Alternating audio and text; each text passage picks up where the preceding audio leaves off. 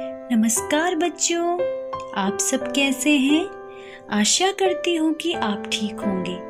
बच्चों, आज हम कक्षा 7 वसंत भाग 2 से पाठ 9 चिड़िया की बच्ची कहानी का अध्ययन करेंगे, जिसके लेखक जैनेन्द्र कुमार जी हैं। बच्चों, कहानी को शुरू करने से पहले आइए जानते हैं कि कहानी की विषय वस्तु क्या है। इस कहानी में लेखक ने मानव मन के भावों को दर्शाया है, लेकिन किन भावों को? मानव मन के वे भाव जो कि उसके स्वार्थ और लालच से जुड़े हुए हैं, जहाँ पर कि मनुष्य अपने धन और पैसे और ऐश्वर्य के बल पर संसार की प्रत्येक वस्तु को अपने कब्जे में करना चाहता है। इन भावों को लेखक ने अपनी कहानी में दर्शाया है। लेखक ने इस कहानी में एक तरफ सेठ के लालच और उसके स्वार्थ को दिखाया है और दूसरी तरफ उन्होंने इसी कहानी में एक छोटी चिड़िया की अपनी आज़ादी और अपनी स्वतंत्रता के लिए प्रेम को भी दर्शाया है कि एक छोटी चिड़िया को अपनी स्वतंत्रता संसार की प्रत्येक ऐश्वर्य और सुख सुविधा से बहुत ज़्यादा प्रिय है। इसलिए वह किसी भी कीमत पर अपनी स्वतंत्रता को नहीं छोड़ना चाहती और सदैव अपनी माँ के आंचल में ही रहना चाहती है। और इसलिए जब उसको सेठ माधवदास कई प्रकार के लालच या प्रलोभन देकर अपने पास रोकने की कोशिश करते हैं, तो वह उन सभी लालच और प्रलोभनों को छोड़कर अपने माँ के पास उड़कर चली जाती है। तो आइए इन्हीं भावों के साथ इस सुंदर कहानी की शुरुआत करते हैं। माधवदास बहुत ही अमीर व्यक्ति है। उन्होंने संगमरमर की आलीशान कोठी बनवाई है। उसके सामने सुंदर बगीचा लगवाया है, जिसमें फव्वारा भी लगा था। शाम के समय कोठी के चबूतरे पर तख्त डलवाकर मसनद के सहारे बैठकर बगीचे की सुंदरता का आनंद लिया करते थे, परंतु उन्हें कुछ खाली सा लगता था।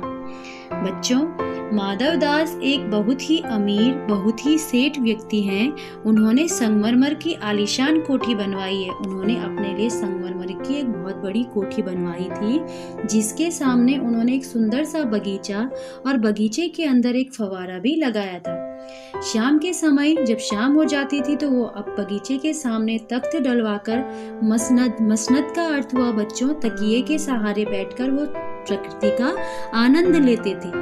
परंतु उन्हें ये सब सुख सुविधा होते हुए भी उनके जीवन में क्या था, खाली सा उनको लगता था। एक शाम एक चिड़िया गुलाब की टहनी पर आकर बैठ गई थी। उसकी गर्दन लाल थी और धीरे धीरे गुलाबी होते हुए किनारों पर नीले रंग थे। पंख बहुत चमकदार थे। उसके शरीर पर विचित्र चित्रकारी थी। माधवदास को वह चिड़िया बहुत सुंदर लगी। चिड़िया बगीचे से खुश होकर डालों पर थिरक रही थी। थोड़ी देर तक उसे देखते रहने के बाद उन्होंने चिड़िया से कहा कि यह बगीचा उन्होंने उसी के लिए बनवाया। बच्चों, एक शाम जब माधवदास अपने बगीचे में तख्त डाल करके बैठे हुए थे, तो उन्होंने क्या देखा, एक छोटी सी चिड़िया गुलाब की टहनी पर आकर बैठ गई। उसकी जो गर्दन थी वो कैसी थी, वो हल्की सी लाल और धीरे धीरे गुलाबी होते हुए किनारों पर नीले रंग की थी। और जो उसके पंख थे वो बहुत चमकदार थे और उसके शरीर पर विचित्र अलग अलग प्रकार की चित्रकारी हुई थी। माधवदास को वो चिड़िया बहुत सुंदर लगी। चिड़िया भी उस बगीचे में एक डाली से दूसरी डाली पर थिरक रही थी। थोड़ी देर तक माधवदास उस चिड़िया को देखते रहे और फिर उन्होंने उस चिड़िया से कहा कि यह बगीचा उन्होंने उसी के लिए बनाया है। चिड़िया माधवदास की बात सुनकर संकोच में पड़ गई। उसने कहा कि वह तो यहाँ केवल सांस लेने के लिए रुक गई थी। माधवदास ने उससे कहा कि यह बगीचा मेरा है और वह यहाँ रह सकती है। माधवदास की बातें सुनकर चिड़िया थिरकना भूल गई। माधवदास ने उस चिड़िया को उसके सूने महल में रुककर चहचहाने के लिए कहा। बच्चों, अब जब माधवदास की बात चिड़िया सुनती है तो वो संकोच में पड़ जाती है, वो घबरा जाती है। उसने कहा माधवदास से कि मैं केवल यहाँ पर इस बगीचे में सांस लेने के लिए रुक गई थी। माधवदास ने उससे कहा कि यह बगीचा मेरा है, पर तुम इस बगीचे में रह सकती हो। चिड़िया जब इस प्रकार की बातों को सुनती है तो वो जब इस डाली से उस डाली में थिरक रही थी तो वह उस थिरकने को भूल जाती है। चिड़िया से फिर माधवदास जी कहते हैं कि तुम मेरे सोने महल में अपनी प्यारी प्यारी आवाजें निकालना। चिड़िया बोली कि वह अपने घर माँ के पास जा रही है। वह अपने घर से धूप खाने, हवा से खेलने और फूलों से बात करने निकली थी। माधवदास ने रुकने के बदले चिड़िया को सोने का पिंजरा बनवाने की बात की। उसने चिड़िया को खाने के लिए मोती देने को कहा। चिड़िया उसकी बात सुनकर डर गई। बच्चों, अब चिड़िया माधवदास से कहती है कि मैं माँ के पास जा रही हूँ, मैं अपनी माँ के पास जा रही हूँ। मैं तो घर से सिर्फ धूप खाने और हवा से खेलने और फूलों से बात करने में घर से बाहर निकली थी। माधवदास ने उसको अनेक प्रकार के प्रलोभन दिए। उससे कहा कि मैं तुम्हारे लिए सोने का पिंजरा बनवाऊंगा, सोने की मोती पिंजरे के ऊपर झालर के समान लटकाऊंगा। चिड़िया उसकी बात सुनकर, माधवदास की बात सुनकर डर जाती है।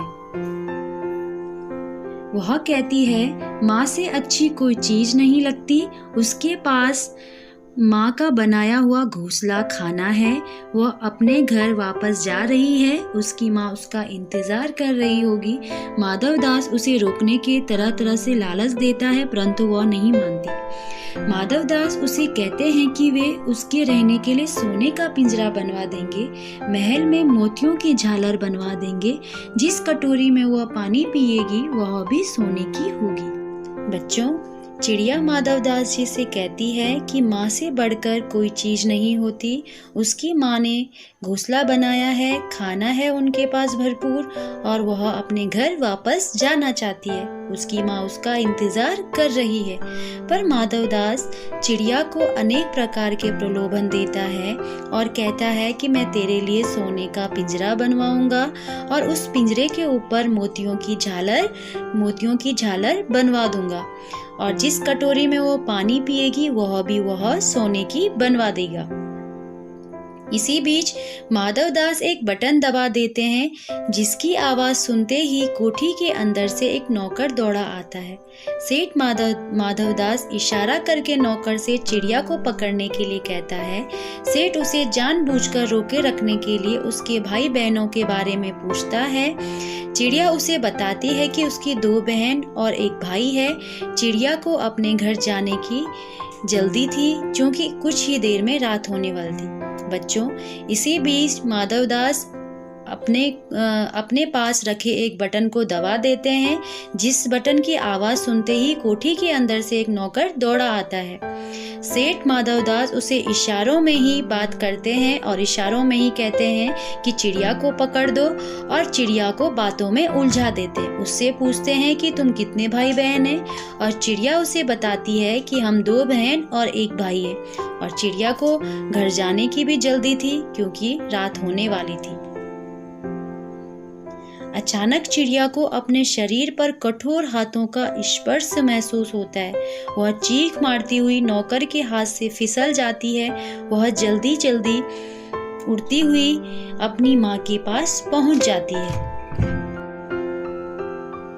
वह अपनी माँ की गोद में दुबककर जोर जोर से रोना शुरू कर देती है। माँ ने उससे उसके रोने का कारण पूछती है, परंतु वह कुछ नहीं बोल पाती। वह अपनी माँ की छाती से इस तरह चिपक जाती है जैसे कभी अलग नहीं होगी। बच्चों, जब वह चिड़िया माधवदास के पास से उड़कर आती है तो वह अपनी माँ की गोदी में दुबककर जोर जोर से रोना शुरू कर देती है। माँ उससे उसके रोने का कारण भी पूछती है, परंतु वह माँ से कुछ नहीं बोलती। वह माँ की छाती से इस तरह चिपक जाती है जैसे कभी भी उस छाती से अलग नहीं होगी। बच्चों, आज आपने पाठ 9 चिड़िया की बच्ची सुंदर कहानी का अध्ययन किया। आशा करती हूँ कि आपको कहानी ठीक से समझ में आ गई होगी। धन्यवाद।